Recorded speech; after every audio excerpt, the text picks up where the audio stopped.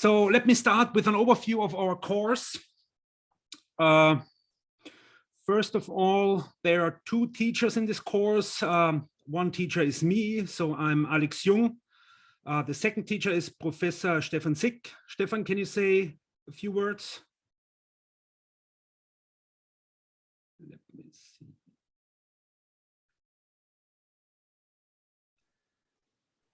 Yes, hello. Sorry for being a bit slow. I didn't find the unmute button so quickly. Yeah, Stefan Sick from the Department of Communication and Networking from ELEC. I'm doing a lecture together with Alex, and yeah, looking forward to the lecture with you. Thanks a lot, Stefan. So beside the two of us teachers, we have a brilliant head teaching assistant, Dr. Yu Tian. Yu, can you please introduce yourself? Yeah, can you hear me? Yes. Yes, my name is Yu. I'm postdoc researcher of machine learning. I'll be the head TA of this course and looking forward to joining this trip together. Thanks a lot, Yu. So then we have several other TAs, and yeah, this is very important to me. We are here to help you. So we teacher and teaching assistants, so the course staff, we are here to help you. So do never hesitate to reach out to us by any channel that you are most convenient with. It's really a pity then if I read in the end of the course, in the course feedback, there was not so much support offered, because we are really here, our sole purpose is to support you in learning or to achieve the learning goals of this course. So, and here we have an excellent team of TAs that you're also very welcome to reach out on any aspect related to the course. So here we have Anselmi. Anselmi, could you introduce yourself? Yep. So hello, everyone. Welcome to the course also for my part. And as Alex said, looking forward to here to help and looking forward to helping you go through this course and achieve the learning goals as best as possible. Thanks a lot, Anselmi. Then we have Arina. Yeah. Hi, guys. My name is Arina. I'm studying machine learning and artificial intelligence here at Alta. Hope you will gain as much knowledge as you can with the help of our team, of course, from that course. So good luck, everyone. Thanks a lot. Then we have Balázs. Hey, everyone. Can you hear me? Yes. Yeah, so my name is Balázs. I'm in my final year of computational engineering. I took this course last year, but we made a few changes, so it's going to be something new for me as well. Yeah, I'm excited and I hope you are too. And good luck with the course. Thanks a lot, Balázs. Then we have Bruce. Hello, everyone, and welcome to the machine learning course. I'm a data science student, and I'm very glad to be here with you all on this journey. Thanks a lot. Then we have Diana. Hello, everybody. I'm working as a privacy specialist, and I'm doing the teaching assistant the first time, so I'm really excited to talk to you all, and I hope you have a great course. Thanks a lot. Then we have Dominic. Hi, everyone. Also from my part, I'm studying mathematics here at Alta, and also I wish you good luck here in this course. Thank you. Then we have George. Yeah, hello. I'm also studying machine learning and artificial intelligence. And yeah, feel free to message me if you have any questions. Thanks a lot. Then we have Jona. Hi, everyone. I'm working on my thesis. I'm under the machine learning and data science track, and you can ask me any questions, and good luck with the course. Thanks a lot, Jona. Then we have Karol. Hey everyone, nice to meet you. I'm Karol from Poland, and I'm studying security and cloud computing here at Alta, but I've always been doing machine learning, mostly neural networks with text, but feel free to ask me about any topic, whatever you want. I'll try to help you as much as I can. Good luck. Thank you, Karol. Then we have Linli. Hi, good afternoon, everyone. I'm Linli. Glad to be one of your TAs in this machine learning course. Now I'm a visiting student at the group Machine Learning for Big Data, led by Professor Alex Yong. Thank you. And feel free to contact me by email. Thanks a lot, Lily. Then we have Paavo. Can you hear me? Yes. Okay. Hi, my name is Paavo. I'm finishing my studies here in signal processing and data science. And just like everyone else, you can ask me about all the course content. Welcome. Thank you. Then we have Sanna. Hi, my name is Sanna, and I took the first iteration of the course last year. This year, I'm very happy to be one of the TAs. I'll be mainly helping you guys with the machine learning project, and I'm very excited to be on this learning journey with you guys. Thank you, Sanna. You will soon hear more from Sanna when she introduces the machine learning project. But let's continue with the introduction of Yuvraj. Is he here?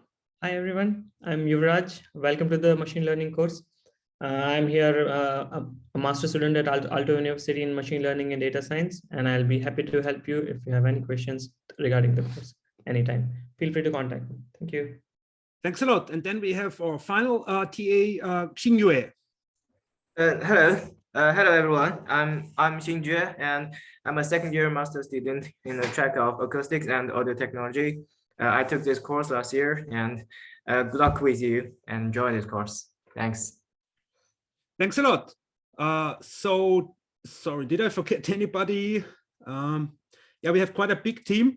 And as you can see already from the TAs, a lot of different backgrounds. I guess also many of you come from different backgrounds, and I might start some interaction here with a poll. So I would like to know where you're from which school. So please try to answer the poll now, and then I will talk about the results. Yes, so this course is really meant as the entry point to your machine learning journey. And as some of you might have already recognized, machine learning enters almost any field or any aspect of our lives. So the goal or the emphasis of this course is really on the very basic concepts, the basic tools, the basic ideas. We will not dig into deep detail, for example, on the techniques that are used in this machine learning method in the end, like optimization algorithms. And for this, I have here this section related courses. So this section related courses puts our course into perspective of other courses. So we start with the bare necessities. So even that we try to serve as many different backgrounds as possible, we need to agree on some fundamental language. And the fundamental language, maybe the most beautiful language in my opinion, is mathematics. And here we really use the bare necessities from matrix algebra. So the topics that is covered by this course, matrix algebra, this is really something we need in this course. We will not go into details of eigenvalue decompositions, but you should not be afraid of working with matrices or numeric arrays. So, and this leads me already to the second main ingredient or bare necessity, which is basic skills of programming. So if you had already some experience before in Python, this is good. However, even if you didn't have experience in Python, we try to give you a slow start. So in the first few weeks, we try to give you time to get onto speed and to learn the really bare necessities of Python. In particular, how to represent matrices and vectors as numeric arrays, which are called NumPy arrays. And this might be maybe one of the learning goals of this course, that you know what NumPy arrays are, and you use them in Python to represent data as numeric arrays. So yeah, I think you can post questions on the chat, but I will collect them at regular intervals. So let's say after 10 or 20 minutes, I will make a short break and then answer your questions. I will not answer them on the fly, as this would interrupt the lecture too much. And what I heard from the feedback from the last course, the students appreciate to have the questions addressed in a more compact form, let's say every 20 minutes, which I will do now. Okay, let me continue with the related courses. So then you have now actually starting also this week our sister course in some sense, which is machine learning with Python. This is led by a teacher, Shamsiat Abdarukmanova, and she kind of puts more focus on the implementations in Python. And also the main difference is, we will talk about more on this in a second, we will have a project here. So the student project here in this course will hopefully be the point where everything comes together, where all the concepts may click for most of you. Then another hands-on course is deep learning with Python. This is offered in fall, and this is kind of a follow-up to machine learning with Python. And then since maybe some of you are already experienced in machine learning and might find out that this course is too elementary for them, please check out the courses listed here under advanced. So for example, machine learning supervised methods, which starts again next fall. This is the master level course. So let me remind you again, this course here is meant for first year or second year bachelor students. Really, the elementary concepts of machine learning are the focus of our course. If you have already some background and want to know more details about learning theory, then some of these advanced courses might be the right one for you. So I highly encourage you to look through this list of related courses and don't hold back questions. You can ask me by email, but the preferred option is via the Slack discussion forum. If you cannot join the Slack discussion forum for some reason, or you have questions, do not hesitate to reach out to us by email. Okay, so now we have already announced the machine learning project. So machine learning project is one of the three main components of this course. Let me see if I can scroll in here a bit more. No, it's not possible. So the first component, or maybe the most important component, although this is not reflected here really in this figure, is the machine learning project. So this box here should be the largest block. Should be the largest block because, as I said, this machine learning project is where everything should make click, where you try out the methods that we teach in the lectures. So this is the second main block, the lecture sessions. These are basically coaching sessions. So we really try to help you learn the methods and use the methods. And also the third main block are the assignments. So here you will try out the methods in small coding assignments. So we will talk about more about the assignments later. And the first assignment will be released already today, but no worries, there is no rush. So you will have time for the first assignment. There is plenty of time for the first assignment where the deadline is due. When do we have it? 21st of January. So this gives you more than 10 days now for the first assignment. And as I said, we really try to make a slow start to get you used to the Python environment and to the basic coding task structure.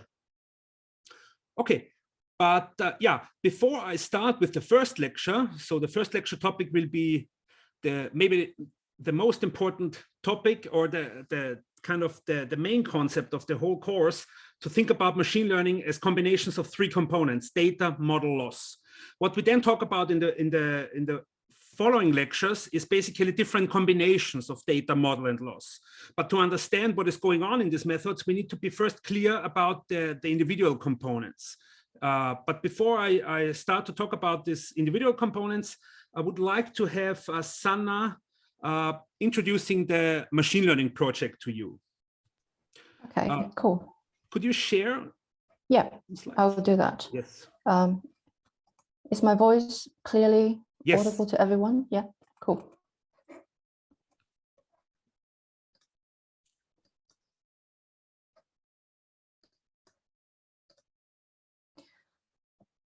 Yeah, so the machine learning project will bear 40% of the points of the whole course, whereas the assignments will bear 60% of the course, which I believe Alex will expand more in a bit later.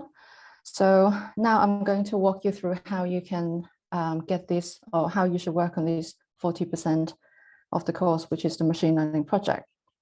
So first of all, as Alex has mentioned, the project is there to help you put everything together, take everything, the theories that you've learned from the lectures and also the practical coding, or actually the libraries that you're going to learn from the assignments, put them together and solve real life problems. So the first step the first thing that you will practice is to model real life problems as machine learning problems. After that, you will practice applying basic machine learning methods, which you will learn from the lectures and the assignments to solve these problems.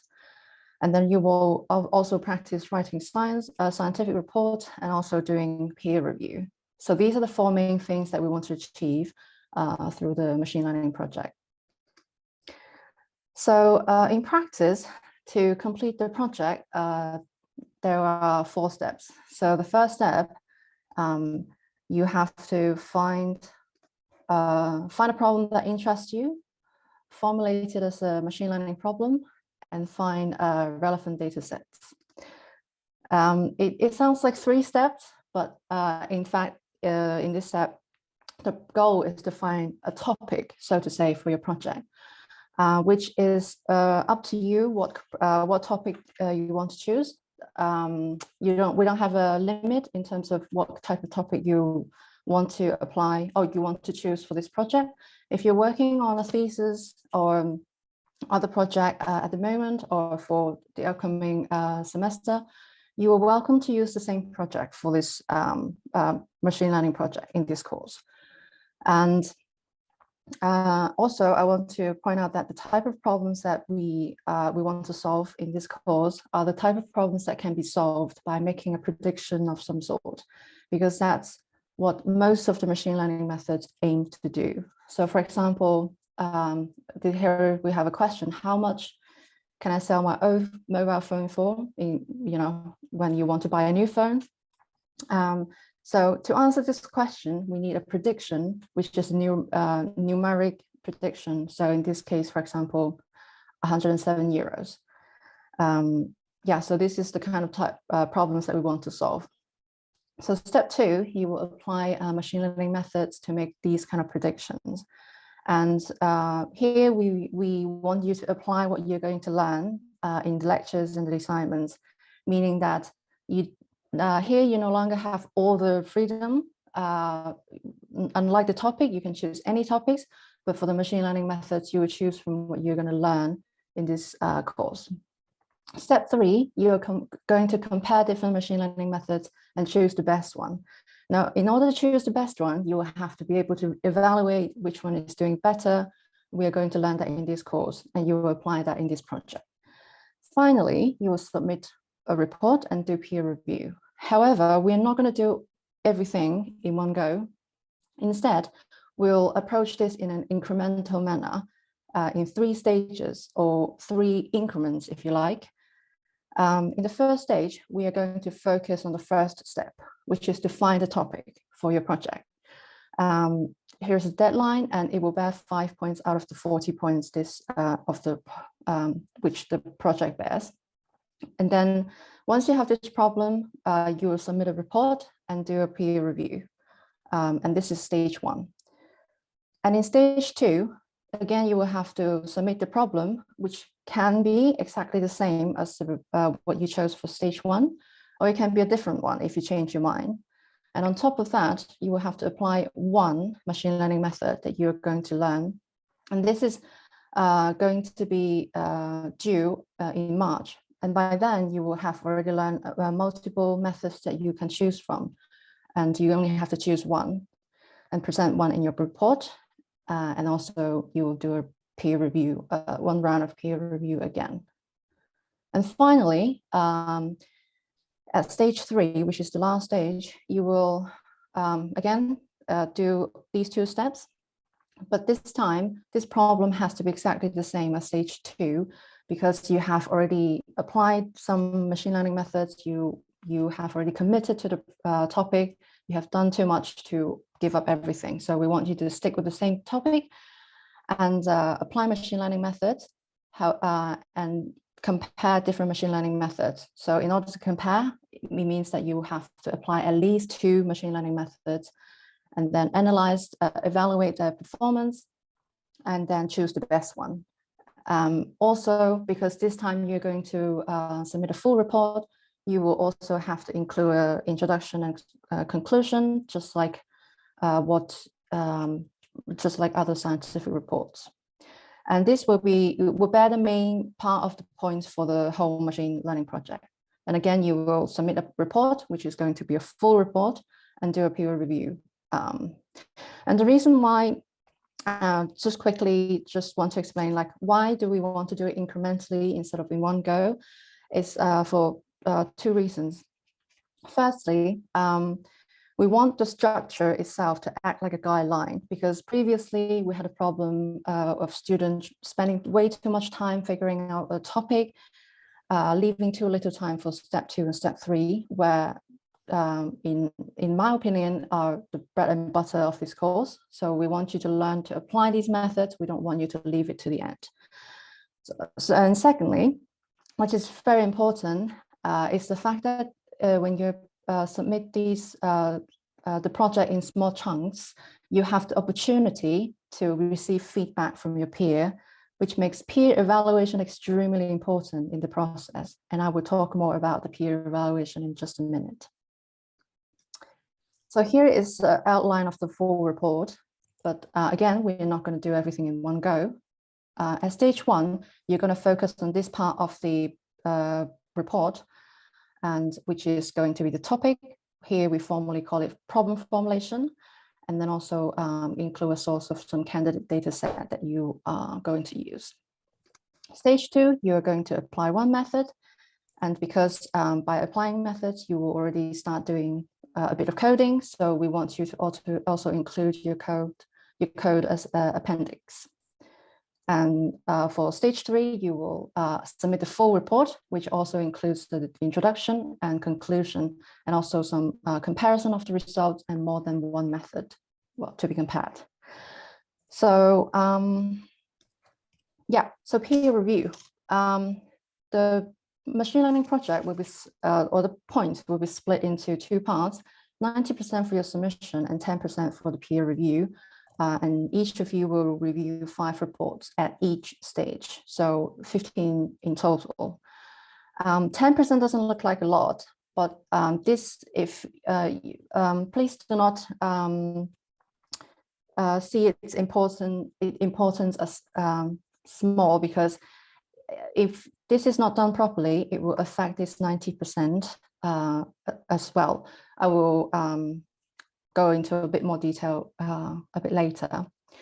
So the peer review is based on how consistent your grading is with other reviewers. So if other reviewers think that this report is worth a certain amount of points and your grading is much more or much less, it will affect how much you're going to get for the peer review. And the tentative grading criteria are already available in my courses.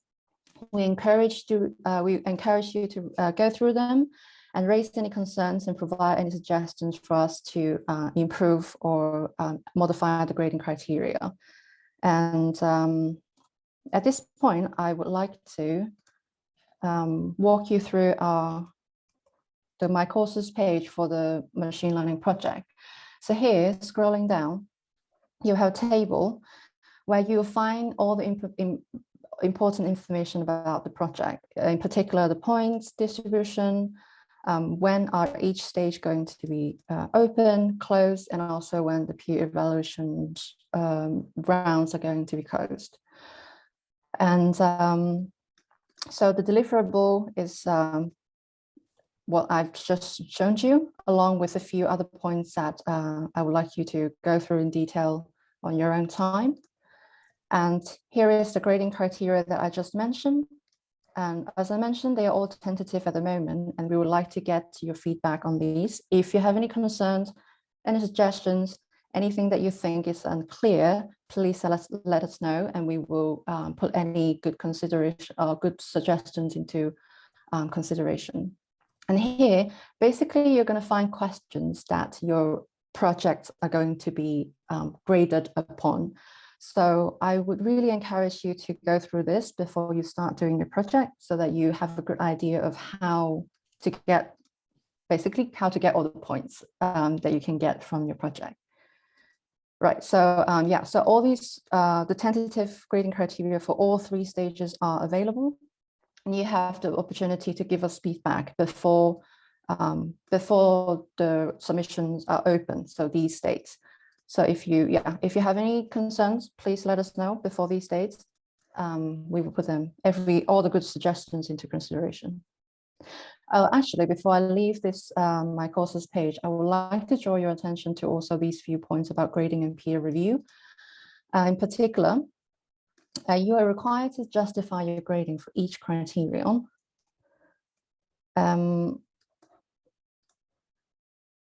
This year, this is something that we want you to do.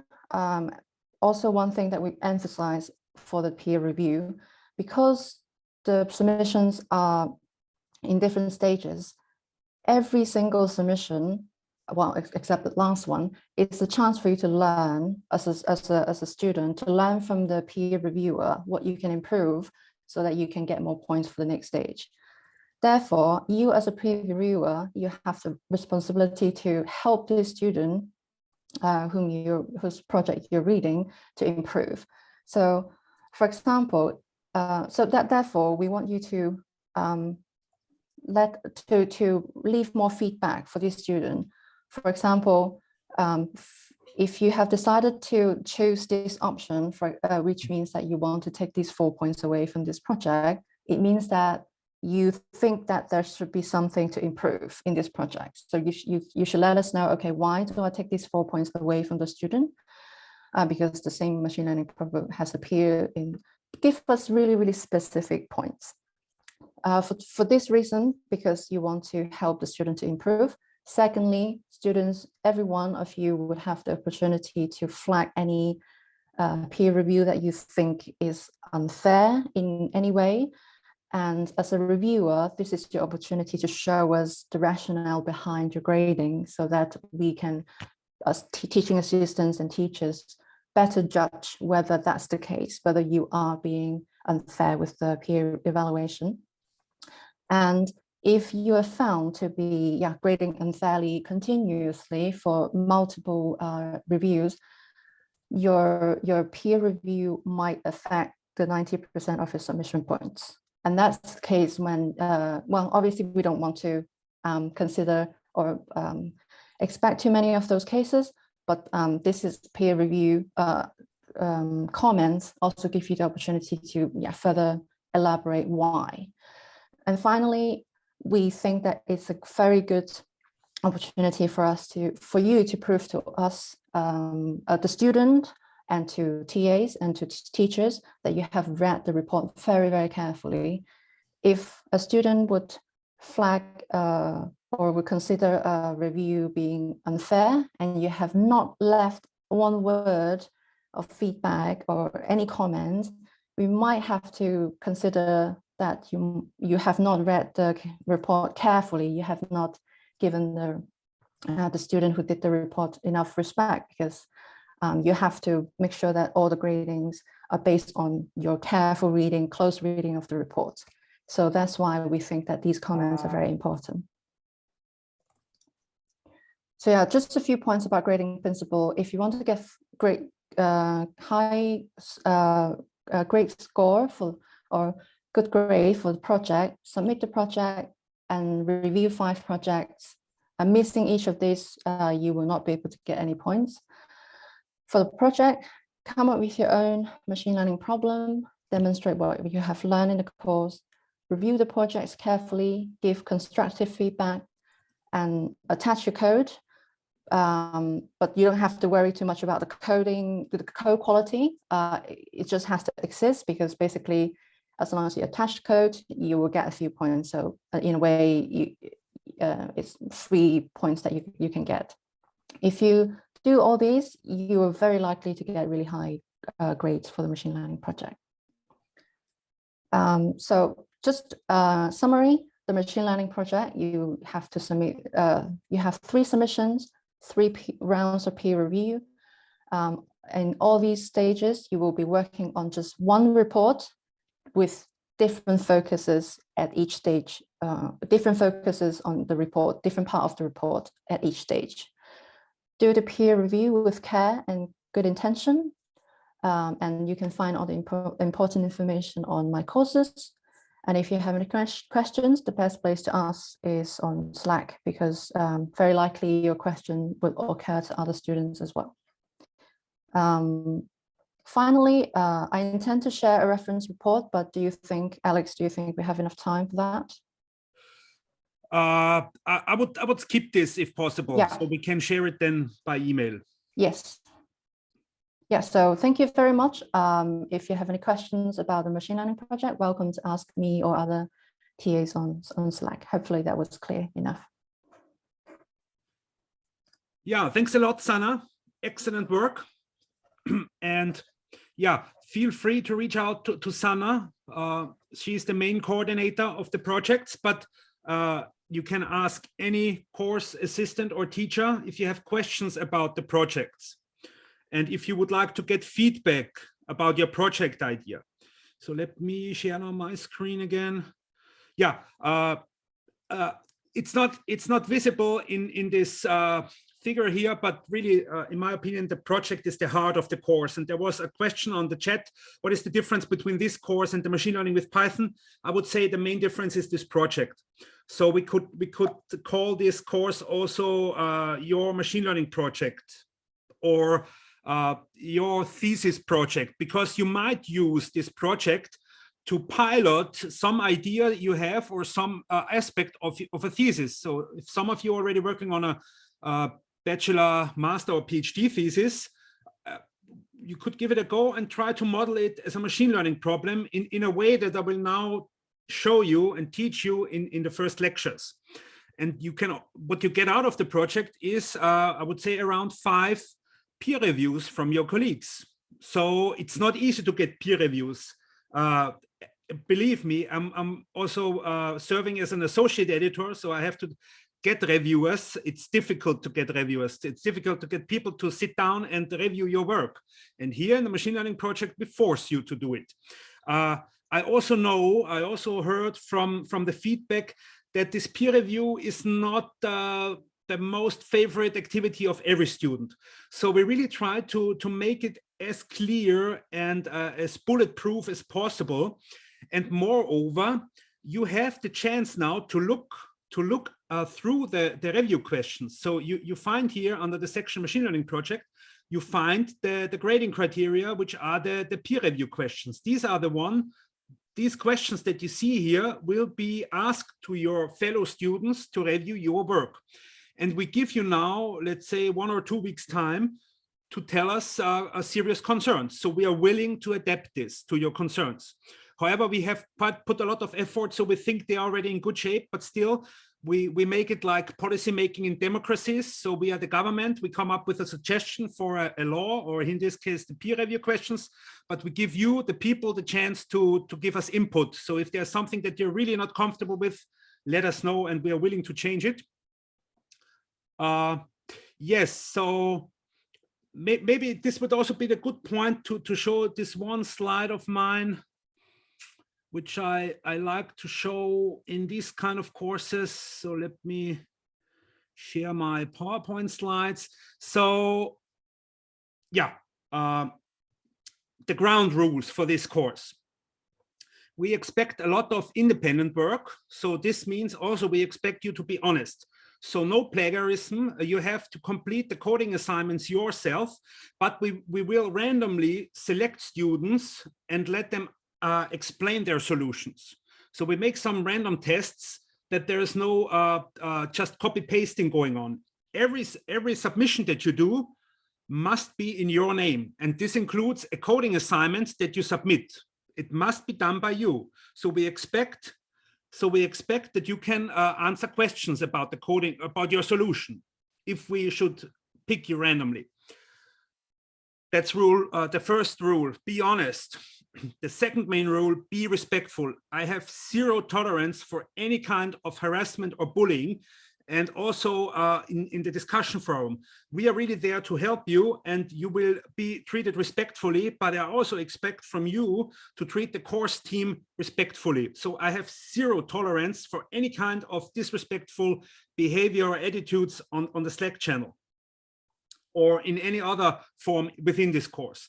And I have also here shown a link to the Aalto Code of Conduct. So you are now part of the Aalto community, and you have to conform with the Aalto Code of Conduct, like me, like the janitor, like the president of Aalto. We all have to play by this Aalto Code of Conduct. But I have kind of picked out two main messages. Be respectful, no bullying, and be honest, no plagiarism. Yes, this also touches one question. The projects, can it be made in teams? No, the student projects are individual projects. They have to be done by yourself. So when you submit the project report, be prepared that you can answer questions about your project report if we should randomly pick your report and invite you for an interview. Okay.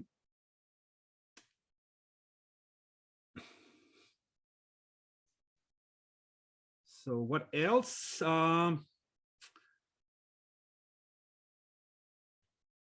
Yeah, let me maybe quickly go over a few selected questions that came up during the presentation of the machine learning projects. One question was, is there any kind of requirement for the data that you can use for the machine learning problem? And the answer is no. You can pick whatever data you want, whatever raw data you want. It can be from a Kaggle competition, if you know what Kaggle is. If you don't know, it doesn't matter. It can be just randomly generated from you in an Excel spreadsheet. It can be taken from the Meteorological Institute of Finland. We will use a lot this data in the lectures as running examples.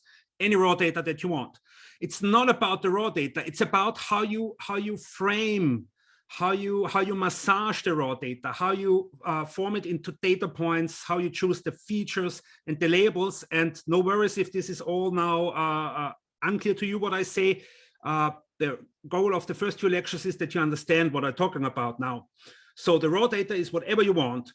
We just ask you, or we require you to use only methods that are used within the course, either in the lectures or in the assignments.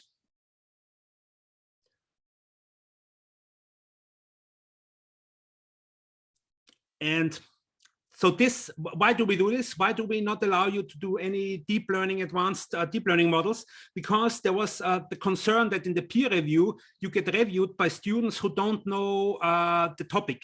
So by requiring you to stick to only methods that we teach within the course, we basically create a level ground, a play field for every one of you. So you should know what you're reviewing because we teach those machine learning methods in the course. Then another question was, what if you cannot solve the machine learning problem using the methods that we teach in the course? And the answer is you don't have to solve the machine learning problem in the sense of achieving a certain accuracy. So it's no way the goal in the machine learning projects to achieve, let's say, 90% accuracy. The goal is that you document how you model an application, and this application can be anything, ranging from the weather, choosing the right ski wax, or predicting the functions of a molecule, if you're interested in molecules or proteins. So how you model this application as a machine learning problem, and how you apply at least 2 machine learning methods that we teach in this course, and how you compare them. We call this validation and model selection, and there will be a lecture on this later on. So it's about the documentation of your journey. It's not about achieving a certain accuracy, not at all. So you can get top grades for the project while having applied a classification method that does 50% of the data points predicts wrong. You still can get full points if you document it, and if it turns out that this machine learning problem, it might be that this machine learning problem is so hard that you cannot get better results with reasonable resources within this course. And that's already a finding, by the way. That's already something that is not disappointing, but this is something that you found out. So yeah, let's now maybe continue with the first block the first theory block, the first lecture about the three main components of machine learning, which is data, model, and loss. And yeah, I would encourage you to post the questions that you now have and that you already posted. I tried to answer them. Post them, please, in the Slack discussion forum. This way, we can way better manage those questions, answer them. The other students can look at the answers, and the others learn from the answers to your, or they also learn from your questions. And yeah, maybe this is one thing before I start with the lecture, to point out the grading. So we have a rather strict grading regime. You can get 60 points of the assignments, and up to 40 points from the project. And then based on the total number of points, we calculate the grade. But we have some minimum requirements this time. So we require you to achieve at least 30 points from the assignments, from the coding assignments, and at least 20 points from the project. Okay, so please keep that in mind.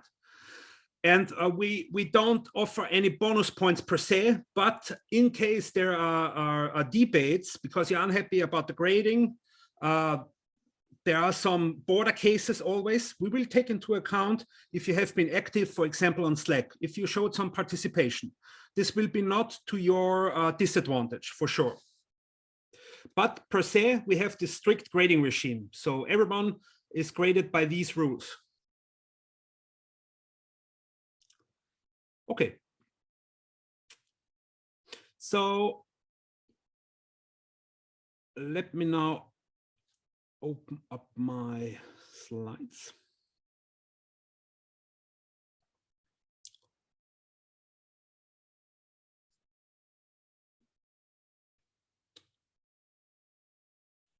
So can you see my slides? Yes. Very good. Let's start with our first lecture, which is about data, model, and loss. The three main components of machine learning, in my opinion. And the goals I have for this lecture are the following. I want you to develop first an intuition, a very high-level intuition how machine learning works. It's a very simple principle, but you should be aware of this. Then I will introduce the three components that pop up in this principle, data, model, and loss, and try to explain it to you as good as I can in this first lecture. So what is machine learning about? In the end, machine learning is nothing but fitting a model to data to make predictions of forecasts. So this sounds now a bit theoretical or a bit technical. What does it mean in practice? So let's say I give you this sequence of numbers, 4, 5, 6, 7, and 8. And I would ask you, what is your guess for the next number? What do you think? 9, yes. So some of you, at least one of you, guesses 9. And this is what I call a prediction or a forecast. This guess now for what this question mark could be is a prediction. So machine learning is about computing predictions and computing good predictions. This sounds a bit trivial. Here are some other examples of sequences. So I'll show you this sequence. And each element in the sequence I call a data point. It's one unit that carries information. And this unit here carries a geometric shape and a number. So this number is some quantity of interest, which we call label. And this shape is some property of the data point, which I call features. And machine learning is about predicting the label of a data point based on its features. So what would be your guess for this label of this data point here? 1. Yeah, it seems it's about the area. So here now we learned how to compute the area of geometric shapes. Very simple. So more timely example of this prediction. What will happen next week with the COVID cases, or in particular with the hospitalization? So these are predictions that, for example, Sanna Marin would be very much interested in. And machine learning can do this. We can use machine learning to compute such predictions. They might be not good, but they might also be sometimes very good. So actually, as I observed in Austria, we had very good predictions for the fall. It was actually predicted, the wave that we had last fall, but it was not followed by the politicians. So in this case, the predictions were not the problem. Another example, you want to complete the 9th symphony or the unfinished symphony of a musician, of Beethoven. Again, You have a feature which is the beginning of a part of a music piece, and you want to predict the quantity of interest, which is the end of the piece. Here, some more popular machine learning problem. You want to predict if an image shows a cat or a dog. So the label is either cat if it shows a cat, or dog if it shows a dog. Or another example, this we will use a lot in the assignments, weather prediction. So we have data points being days. So one day could be one data point. And we know the minimum temperature in the morning. So this is what we measure in the morning. And we would like to know the maximum temperature to choose the right ski wax. So this is again a prediction problem. We want to predict the maximum temperature based on the minimum temperature. So how does it work? How did it work in the beginning? Well, you could, I think many of you could not help themselves from doing what machine learning is doing. You use a hypothesis about the data generation project to make the predictions.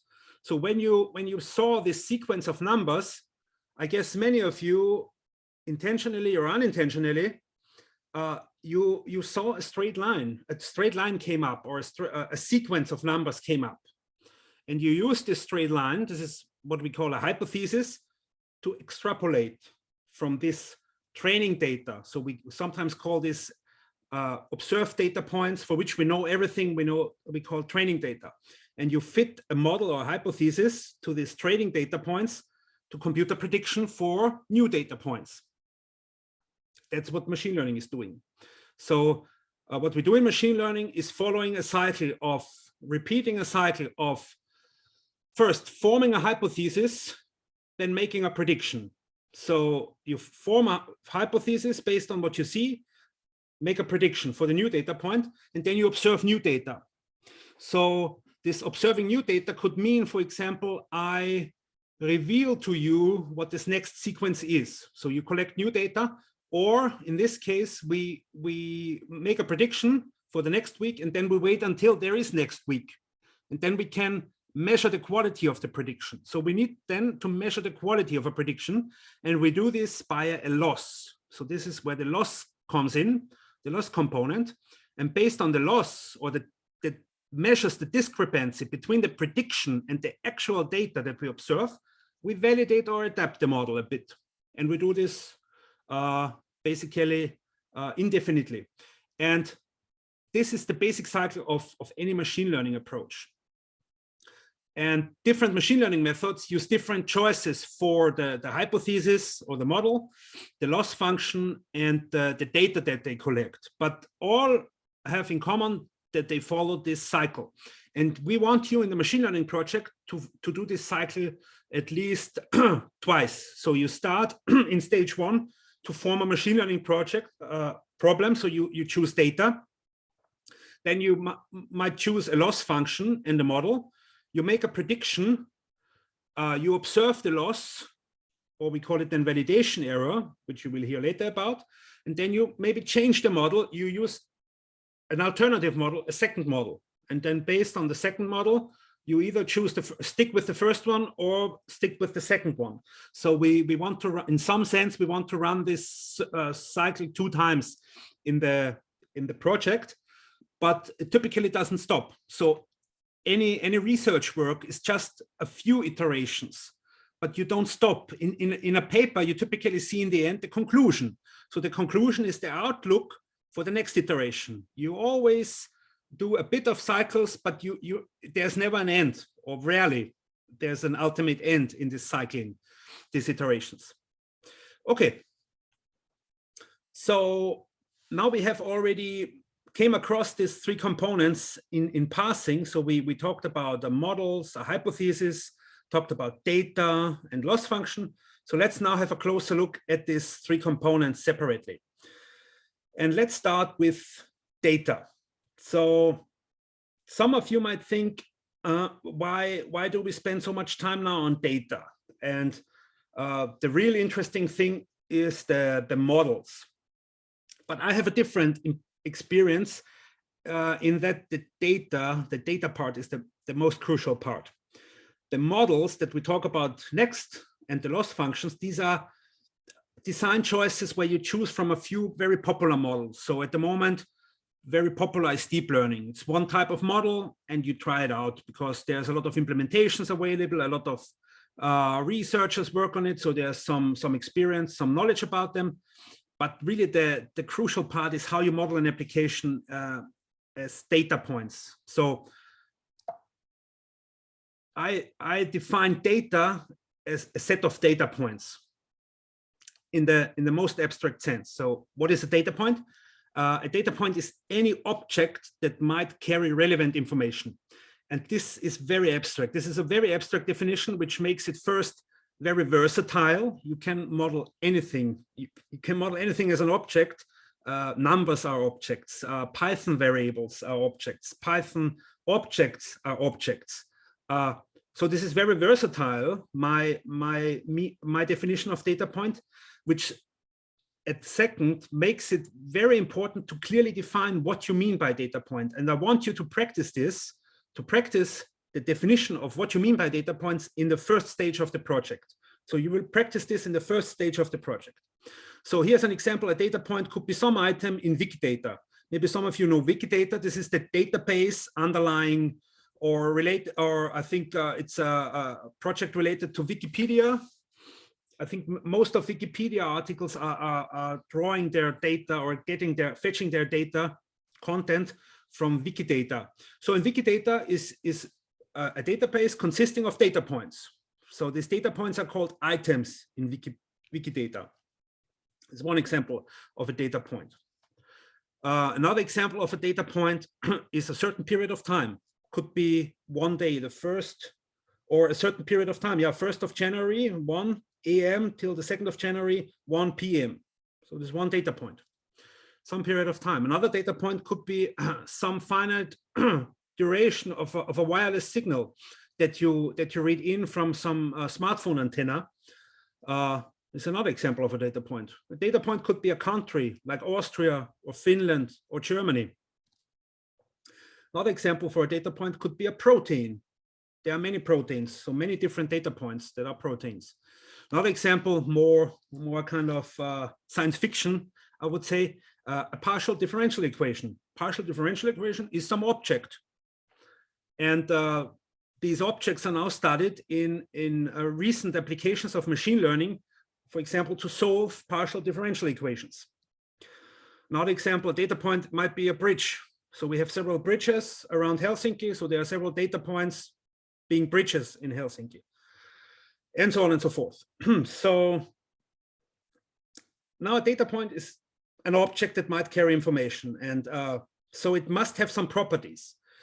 And I like to distinguish, or in machine learning literature, we typically distinguish between two types of properties. One type is called features, and the other type of properties of a data point is called labels. And these definitions are, again, very high level, very abstract, which makes them very versatile. There's a lot of design freedom in it and a lot of opportunity for clever choices of features and not so clever choices of features. So it's more an art to find good features and definition for labels. But to practice these definitions, we must use them. We must look at examples. And one such example, you will look at your machine learning project. But let me now walk through a few examples. So in this course, we mainly use numeric features. These are just measurements like height, weight, or stiffness or temperature. So maybe the canonical example of features of an image could be when you look at an image as a bitmap, so a two-dimensional array of pixels. You could stack the redness, the greenness, and the blueness of each pixel into a long vector. Or in a NumPy array, you will then learn in Python, we represent vectors using these NumPy arrays, which is short for numeric arrays in Python, NumPy. So a vector is a numeric array. And this is one way to represent an image. However, this is not really this simple method to create features of an image can be used basically to anything for which you can make an image. So we can make images of an audio recording, but just looking at the signal graph, or by looking at some more fancy representations like time frequency spectra. You don't need to understand what time frequency spectrum are. point here is there are established ways to make images based on non-image data, which is called, and the field that studies this is called information visualization. So as soon as you have an efficient method to visualize data, you can use this feature construction method. Okay, so here's another example that you might look at in the assignments. For a data point being a period of time, we could have as features, for example, the temperature recordings at certain time instance at some weather station of Finnish Meteorological Institute. And the label, the quantity of interest, could be the future time, or at some future time point. Let's say now we're in the afternoon and we want to know the temperature shortly before midnight, so at 11 p.m. So this could be the label of the data point, which represents this time interval. I will not talk more about this because this you will look a lot at in the assignments. And yeah, by the way, for your machine learning project, there's nothing wrong with choosing these weather observations that we use also in the assignments. And as soon as you use different features, which are different, for example, from the temperature recordings at 1, 3, and 5, you have already a different machine learning problem. But if you really want to use exactly these features and this label that I show you now on this slide, then you might get some penalty in the grading. Okay. Here another example, the features for a data point that represents a finite length wireless signal could be the signal samples. So we could sample those. Maybe some of you have background in signal processing. So we can sample these signals using an analog to digital converter, and we can stack them into a vector again. So we get a feature vector just by sampling the signal. And the label, what could be the quantity of interest for a wireless signal that we record at the antenna of a smartphone. What is the ultimate goal? What do we want to find out about a wireless signal in a smartphone? If you're a communication engineer, what is a smartphone all about?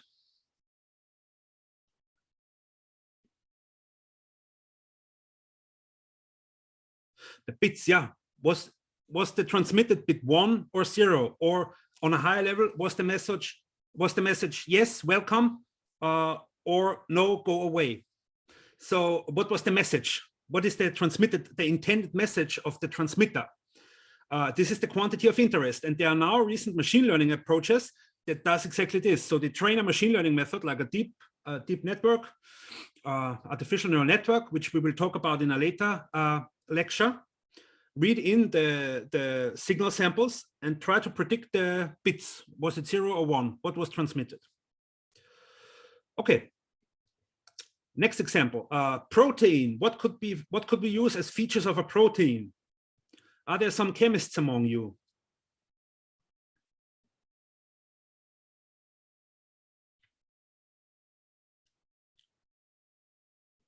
The shape. So I'm no expert in chemistry, and this was one of my weak spots in the high school chemistry. But as I understood, there are some structures. So there's a primary structure, a secondary structure, which describes the geometry of the atoms and molecules within the protein. So these structures, which we might measure somehow, I don't know, through some spectroscopy, I have no idea. And this gives us measurements, data, features. And based on these characteristics or measurements about a protein, what could be the label, the quantity of interest? What could be the ultimate quantity of interest that we want to find out about the protein? Yeah, its function. Or like, does it help? Could it be used in a pill against COVID-19? Okay. Yeah, I will skip maybe this one. This is for the engineering students. So I realized we also have a lot of students from the engineering departments. So a data point could be a bridge. What could we measure about a bridge? Well, what we could do, like here, we could take a photo with our smartphone and use the red, green, blueness of the pixel as the vector. But we could also put some vibration sensors and measure the vibrations as there is traffic on the bridge. And what could be then the quantity of interest? What could be the label of the bridge? the lifetime, or will it break within the next 10 days? How is it very likely to break? Not so likely, very unlikely. This would be 3 different categories. So it would be a classification problem. Okay, yeah, 1 data point for the art students. I hope we still have a few students from the arts. So a data point could be an image, which has to, for which we want to have a sketch. So we read in the features, which is the red, green, blue value of the image, and want to predict the quantity of interest would be a nice sketch of the image.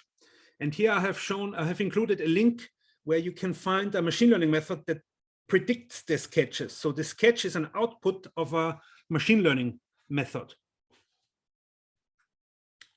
Okay, and here is the first important point.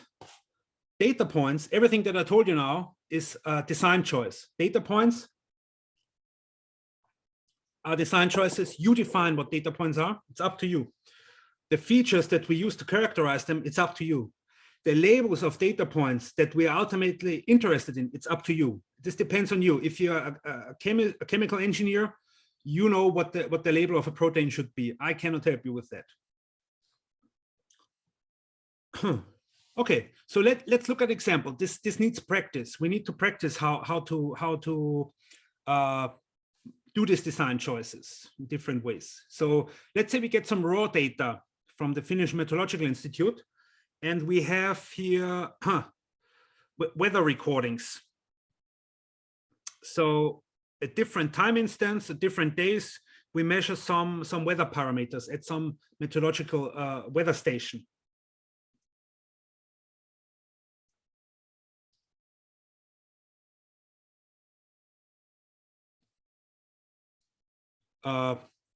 Yes, and then we can, for example, define a data point as an individual day. So one data point could be one specific day.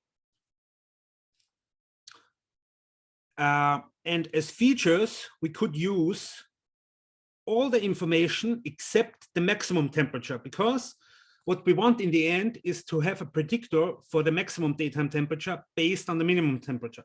So that's why we intentionally choose this maximum temperature as the label. This is what we want to learn to predict based on the features, everything else.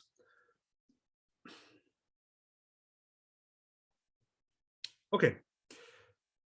So this is just one option. We could also use a different choice for the feature of this data point here.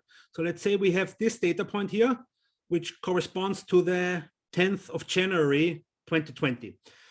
Instead of only using this year's features, we could also look a bit into the past. So we could look at the short-term history.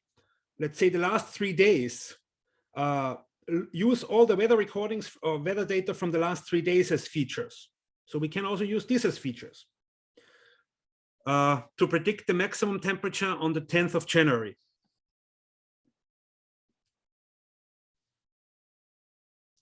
Okay, so it's up to you what you choose as features. And typically, when you read in data, we can characterize such a data set using 2 numbers. 2 key parameters. So the first number is the number of individual data points. This is also what we call the sample size. So let's say each data point corresponds to 1 single day. So we have here around 20 days, weather recordings from 20 days. So we have a sample size of M around 20.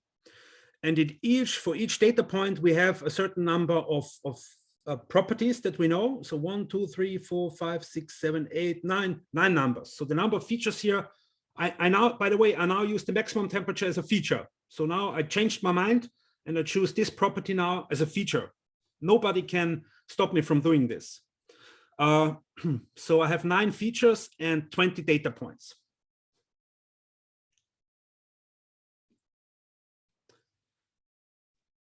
Okay.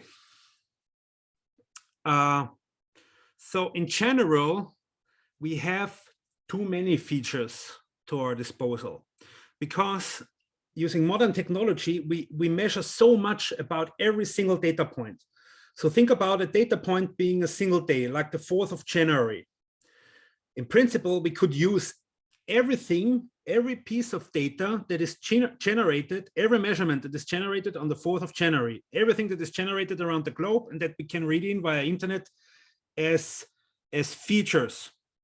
So a lot of features. And this is what I call the feature deluge. So we can measure so many properties about a data point that it's hard to find the right features. And it might be tempting just to use all the information in the sense of all the features we have. But it turns out, and you will see this with your own eyes in the assignments, using too many features can actually be bad, can be detrimental. Using too many irrelevant features wastes computation. So we just spend too much computation of our computational infrastructure on exploring irrelevant features. And what is even more a challenge, it can be misleading. It can lead to overfitting. So using too many features basically bears the risk of a feeling to have learned a good predictor on a training set, but actually have learned nothing in the end. One just learns to imitate a few data points. We will hear more about overfitting in a later lecture on model validation and selection. Okay. So for example, if a data point here, let's say a data point is a single day. So let's say this is the 1st of June, 2021. And we have a lot of measurements, a lot of possible features for this day. And let's say the quantity of interest, what we want to predict is the temperature at 4 p.m. So what we could use as features could be anything, all the temperature measurements before 4 p.m. So all these numbers we could use as features. Do you think this is a good idea?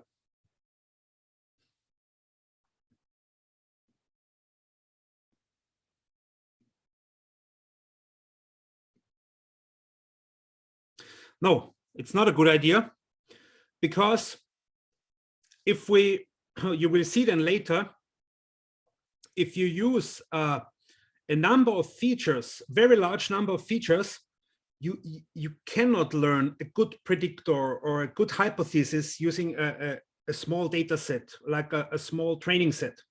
The more features we use, the more training data one needs. And as a rule of thumb, you need at least as many training data points. So the sample size needs to be at least as large as the number of features that you use. So it might be better to use less features, and in particular to use the most relevant features. So in this case, maybe you have already some intuition what could be the most relevant feature here. The most relevant feature tends to be the temperature in the hour before the hour which we're interested in. So just at 3 p.m. This is the most relevant feature. And this is just my intuition. You will then try out in the assignments to test this intuition. So you will try out different choices for the features, use a machine learning method in a way I will explain in a second, and see if this was a good choice or not.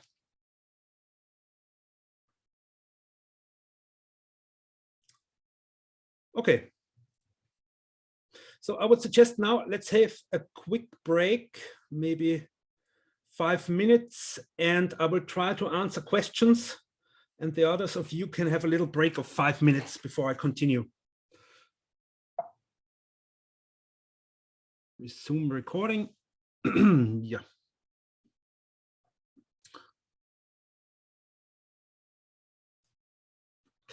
So questions. Yeah,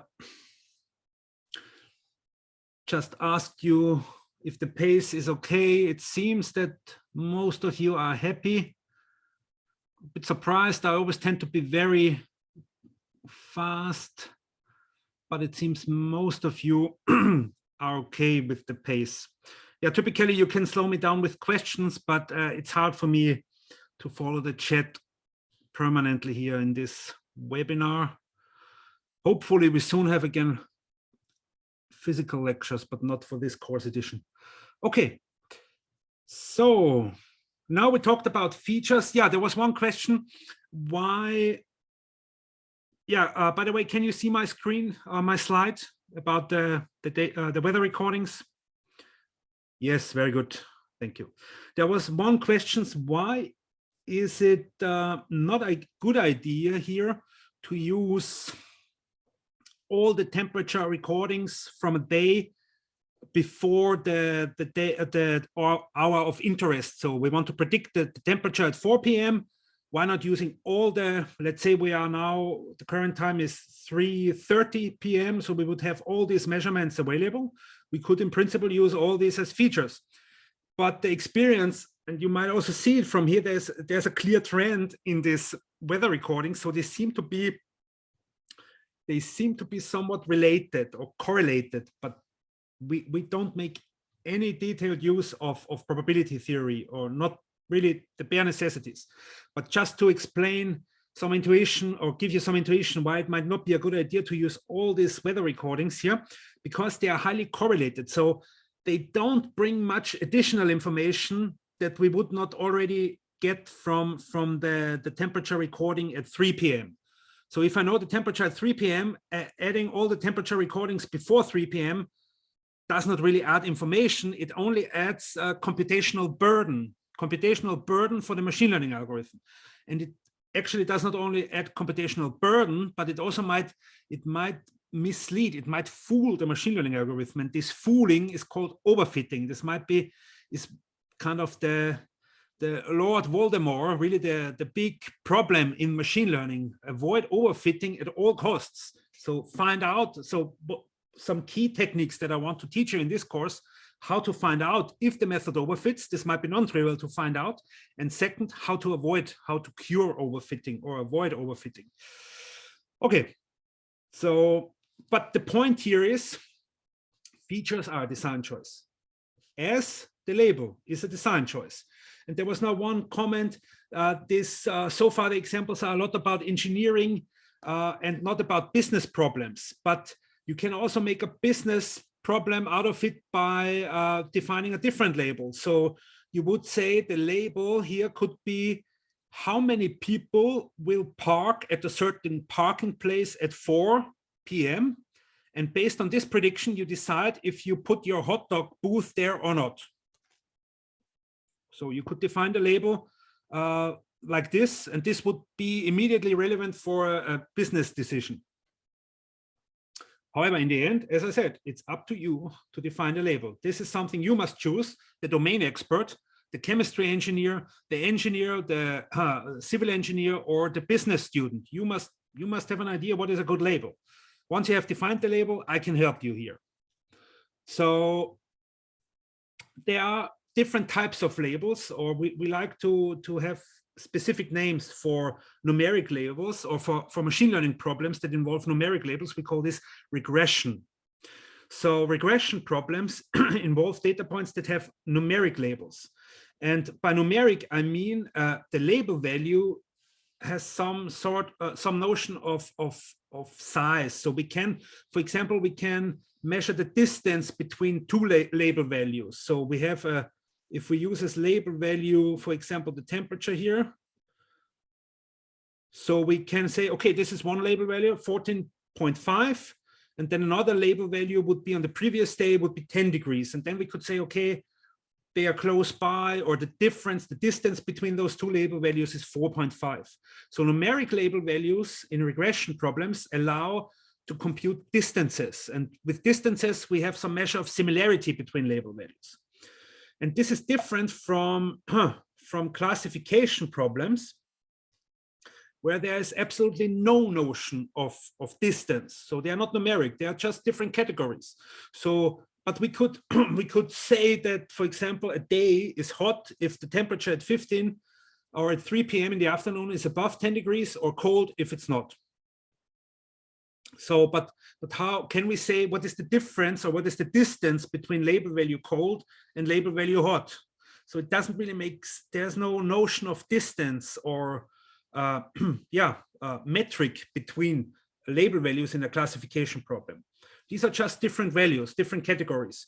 Then we have multi-class classification problems where there are more than 2 label values, like nice morning would be 1 label value, nice noon, another label value, or nice day, a 3rd label value. And then there was one question already about, is it possible to have several labels for one data point? Yes, so we can have multi-label problems. So we can have different quantities of interest, several quantities of interest that are associated with the same day. So let's say a data point is 1 day, this 1st of June, and we have one label that is, will be the temperature, the maximum temperature larger than 20, higher than 20 degrees. And another label would be, will there be a thunderstorm somewhere in Helsinki?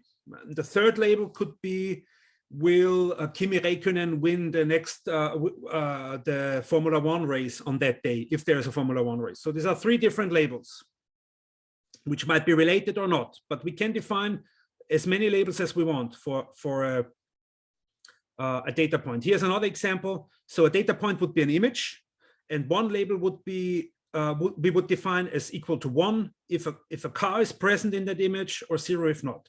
The second label would be 1 if there's a person present, so yes, here's a person present, or 0 otherwise. And the third label would be indicating if there's a tree depicted in the image or not. So these are 3 labels for one data point. This is called multi-label. And you, I guess, will also have an assignment on where you practice methods to solve such multi-label problems. Okay, so that's about the first component, data. Now we come to the second component, which is a model. And there are different people use the term model in different ways, and I use it in a very specific way. A model is a set of mappings. So a model is a set of potential maps, or I call these hypotheses. Because what is machine learning all about in the end? Well, I give you some data, which is, each data point is characterized by a feature value and by a label value. And machine learning, we want to find a predictor that just reads in the feature and computes a prediction for the label. And what is this? So what I just told you, something that reads in a feature value and outputs a predicted label value. This is nothing but a map or a function, something like this, which I can draw as a curve. So it reads in a feature value. Let's say the feature value would be 10. And it outputs some predicted label value. Let's say, and I like to call this a predicted label value, y hat, because it's just a prediction. It's not really a true label value. The true label value we must determine for some data points. Either we know it or not. So when we know the true label value, we call it a label data point, but mostly we don't know the label. We want to predict it. And for this, we learn such a map that I call a hypothesis, H. So a hypothesis is just a function or a map that reads in a feature value and outputs a prediction. Let's say here we would output 5.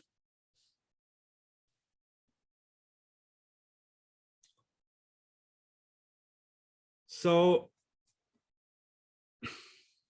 that's the ultimate goal of machine learning. Find a good hypothesis. Find a hypothesis that allows to accurately predict the label value of a data point of which I only know the feature value, because as we discussed, the features is what we can measure easily. So by definition, if a new data point comes in, or let's say a data point that represents today, and we know the minimum daytime temperature in the morning. So we know the minimum daytime temperature is 10. But what we would like to know is the maximum temperature, which typically occurs in the early afternoon. So we don't know it yet. This is an unlabeled data point. We need to predict it. And this is what a weather forecast is doing. They feed in the current measurements, all that we have, or the features that we have, and evaluate a forecast or predictor or hypothesis map, H. So machine learning, most of what we talk about in this course is about methods to find a good choice for this function H. Okay. So yeah, and a model is just a set of possible hypothesis maps, because there must always be more than one hypothesis, because if there would only be one single hypothesis, there would not be any learning opportunity. If there's only one hypothesis, all we can do is just apply it and use the prediction or not. But if there's no other alternative, which I can change to, there's no learning going on. So we always need more than one hypothesis. So at least two hypotheses. And two hypothesis maps make already a model. So in my terminology, a model is a set or a subset of possible hypothesis maps. So let's say we would have data points with one numeric feature, which we represent by a real number. How many different hypotheses would there be in principle?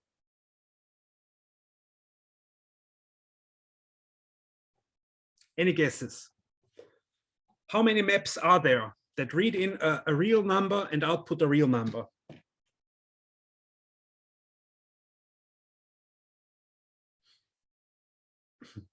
Infinite.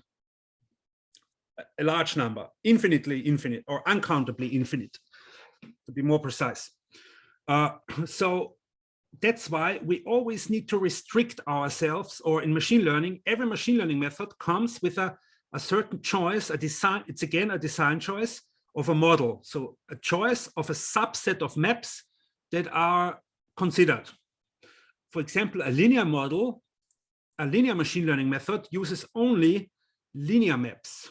So a linear map, which can be represented as this weighted sum or an inner product of a weight vector and this feature vector X. So this notation should be familiar with you. If not, please reach out on Slack or directly contact some TA. This notation should be familiar, but just write it out here. It means a weighted sum over all weights times all the individual features. Because this feature vector X here is a vector that carries all the individual features of a data point. And we have n of those. So which means that the sum here goes from 1, from the first feature, to the nth feature. Okay, so this is a linear map. And a linear model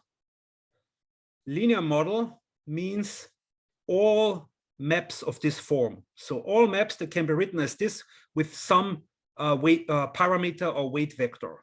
So this is also an example of a parameterized model, because each element or each hypothesis in this model is characterized by a certain choice for the weight vector. So this might be weight vector 1, 0. This hypothesis we get for weight vector, let's say 0.5, -1. And this weight vector we might get from, so this is just a cartoon, because in this two-dimensional plane, I cannot really draw nicely two-dimensional feature vectors in the label. It's just too little or too few dimensions available for me. It's just a cartoon, just to illustrate each hypothesis map here, each linear map is defined by a particular choice for the weight vector. Okay, so here are 3 different choices for the weight vectors, which define 3 different hypothesis maps. And the linear model means all maps with some weight vector. This is still infinite, but we have efficient ways to work with this linear, infinite linear space. In particular, these methods go under the name numerical linear algebra. And in the last 100 years, there has been a lot of work to make this, to provide efficient methods for numeric linear algebra to approximate this infinite space of linear maps. Okay, but so this might seem a bit restrictive, linear models. I mean, here you might think I'm in a machine learning course and I want to hear about deep learning and cool nonlinear models. Why am I now boring with linear models? But it turns out that linear models give you everything you need, because you can always combine a linear model with a feature construction. Remember, The features are design choices, and this can be anything that you can measure easily or compute easily. And you could, for example, start with a single numeric feature, with a scalar feature x, and then define new features which are like indicators. So you get one feature x1, which is 1 if the feature value, the raw feature value is in this interval, 0 otherwise. You define a second feature, which is 1 in this interval, 0 otherwise, and so on and so forth. And then using this new feature vector in a linear map allows you to represent such a map, such a predictor map in the original feature. And this is highly nonlinear. However, it is linear in these new features. Another example of this construction you will look at in the, I think in the second assignment, is polynomial regression. So in polynomial regression, we use new features that are obtained by taking the powers of the raw feature of the original feature x. So you take the powers and then compute the linear model in this new feature vector, which is obtained by the powers of the original single feature x. So a linear model combining with feature maps allows you basically to represent any nonlinear map. Okay, another example. Yeah, so this is about linear models and kind of the extended versions of linear models when you combine them with a feature map in the beginning. This includes also polynomial regression. But some fundamentally different way to represent a model or the hypothesis, a set of hypotheses, is via a decision tree. So a decision tree is a flowchart-like representation of a map.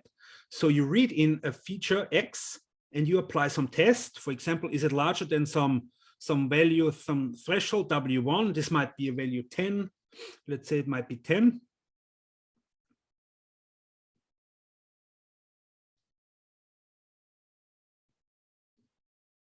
Might be 10. So you test if the feature value of the data point is larger than 10, you go right, yes, then you output W2, which might be, let's say, 1. And if not, you go left and you output. So this output is the function value, h of x. And this might be, let's say, 0.1. Okay. So a decision tree is nothing but a flowchart representation of a map, h of x. And this flowchart includes parameters which you can tune. So this threshold here you can tune, these output values you can tune.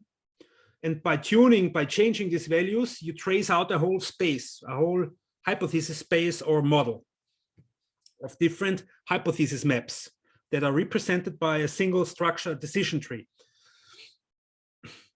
Another example, and somewhat related, is again a flowchart representation, but the computations in these nodes are slightly different. So instead of testing of single tests, we do a computation in the form of applying a nonlinear map. And these nonlinear maps, they are called activation functions. And they are just then forwarded to a new set of such computational units. We call them neurons. And again, combined. So they are combined linear. There's a linear combination of the inputs, and then we apply a nonlinear activation function and get an output. And this whole thing is called an artificial neural network. And this trendy, tiny subfield of machine learning called deep learning is based on representing functions or maps using such signal flow charts or artificial neural networks. But in the end, this is nothing but a fancy representation of a map. So this here is the predictor map, h of x. Yeah, and if you like, as a homework, you can try to think about, is it possible with this toy example, here 3 neurons and here 1 neuron, and using weights, properly chosen weights for each of these links. So here we have one weight, W1, W2. Is it possible to choose weights such that you get such an overall function, a triangle? But this is really advanced. So this is way beyond the scope of this elementary bachelor course. But just if you want to try out some food for thought. Okay. So again, which model to choose. So it's a design choice, like the definition of data points, their features and labels. Also, the model to choose is a design choice, and we will give you some skills. We will try to train you some techniques that allow you to choose between different models, and also to develop some intuition. What could be a good model? So some basic aspects that we might to think about is it must be large enough. So it must contain sufficiently nonlinear functions. For example, if, where do we have this example? So if you have data points that look like this, so you have data points characterized by a single feature and a single label. So then it seems already when you look at this data, and we call such a visualization, we call scatter plot, by the way. When you look at the data, it really seems there is no single linear curve or linear straight line that fits well all data points. So for this, we might need to use a larger hypothesis space that includes more than linear functions, also nonlinear functions. So examples are then these deep neural networks, so deep learning methods, or non-parametric models. Or another example could be, of course, polynomial regression, because the overall function that we get in polynomial regression is highly nonlinear. Okay, that's why I mean it has to be sufficiently large. So it has to be the model, the set of possible hypothesis maps has to contain some good candidates for the hypothesis map. However, on the other hand, it should not be too large, because a very large model, so a large hypothesis space, means that you have to search over many, many different hypotheses. So this means a computational burden. So this is here, yeah, a computational burden, because the larger the hypothesis space, the more you have to try out different hypotheses, the more you have to search, the more you have to compute.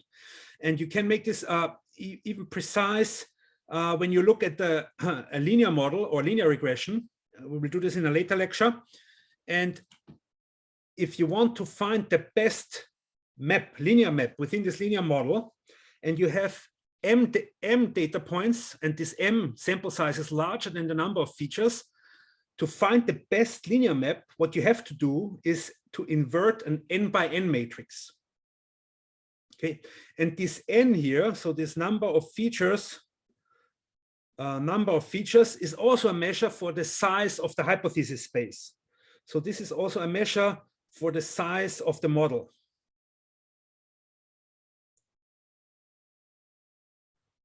Or the dimension of the model.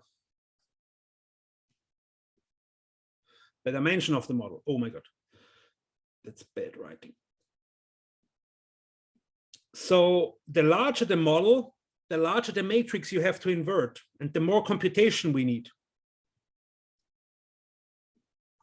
So computationally, we don't want to have the model too large, but also statistically, having a too large model provokes the risk of overfitting, which means just by pure luck, the model or the options you have for different hypotheses is so big that just by luck you find one hypothesis that perfectly goes through all data points. So if you use, for example, a polynomial regression, so the model is the set of all polynomials, and you use the polynomial degree very large, then you have such a large polynomial which can go crazy, oscillate as crazy, but it passes perfectly through the training set. But it makes something like this. Okay, you cannot do something like this because it's a function, but it will get very wobbly and oscillate, which points at overfitting. So it perfectly fits the training set because you have such a high degree polynomial. And those of you which know a bit more about mathematics, you can fit any n data points if they are not on top of each other, if you have a polynomial of degree larger than n. This is related to the fundamental theorem of algebra. So when you have large enough degree for polynomials, you can fit any given finite data training set, but you will not learn any useful predictor because it will overfit. Okay, yeah, more about this overfitting in the later lectures on model validation and selection, and also a lecture on diagnosing machine learning methods. Okay, yeah, then I also want to point out one recent example. I have supervised a master thesis where the goal was to predict, so the label, the quantity of interest was the position of a gas valve in an engine. So a data point was a certain period of time, a few cycles of the engine. The features were some measurements like vibration measurements or also gas flow measurements. And the student wanted to predict the gas valve position at the end. And here in this application, it's important that the hypothesis that is learned in the end, that is used for computing the prediction, can be evaluated fast, because you need to predict the position in real time. So while the engine operates. So this is an application where you need to choose a model that consists of hypothesis maps that can be evaluated, that can be computed fast. And one class of such hypotheses that can be computed fast is basically anything you can do with numerical linear algebra, so matrix vector multiplications, and some simple nonlinearities. And this characterization already points you why these artificial neural networks are so good. They are basically made for being implemented in computers that can do fast matrix vector multiplication, which is the key tool in anything that is related to graphics, so graphic processing units. Okay, so before I now jump into the third component, which is loss, I would suggest we stop now here for today. And yeah, we will then continue on Wednesday at 4:15 p.m. With the third component, which is a loss function. And just briefly, the loss function is the quality measure, the performance indicator that tells us how good is a certain hypothesis doing. So when I choose between different hypotheses, I need to know how good is a particular hypothesis. Without such a measure, I cannot choose the best. There is no notion of best hypothesis. So I need some error measure, and we call this a loss function.